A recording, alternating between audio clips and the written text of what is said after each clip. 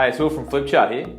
Today I'd like to talk about the sales conversation for digital marketing agencies.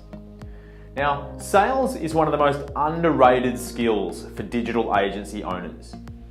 That sales conversation that you architect at the beginning of a client relationship is so important for establishing you and your team as a strategic partner within the relationship.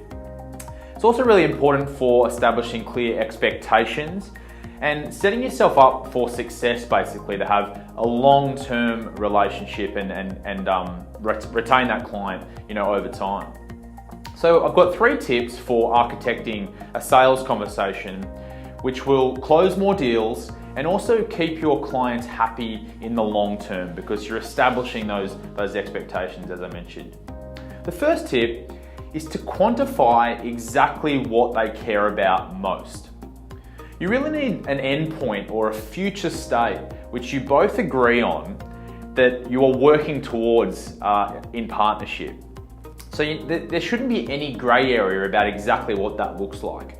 If they want leads, if they want traffic, whatever it is, you both need to be 110% clear about what that endpoint and future state looks like. So therefore you can actually take them on that transformational journey and achieve the outcomes they want to. Now, by quantifying what they care about most, you can also establish whether or not you believe you can achieve those outcomes for the client.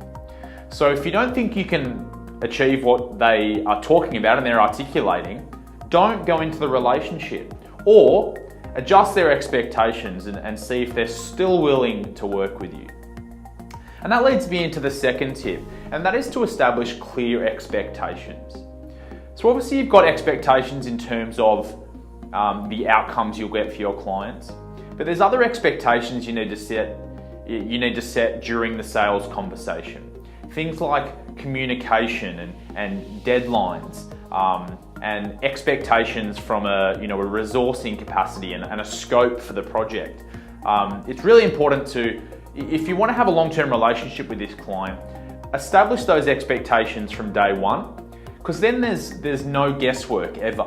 So if they're not going to come to you in a month or 2 months' time and say, hey, we thought we were getting this, and this, but you've only done this. If you're really, really clear about exactly what they're getting from the relationships from day one, you'll never have to have that conversation. Everyone will be happier.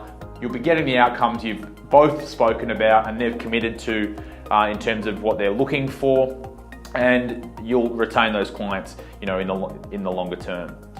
The third tip, and this is definitely my favorite one, is to back winning horses. Now, when I say that, I mean, too often I think digital agencies get caught working with lead hunters.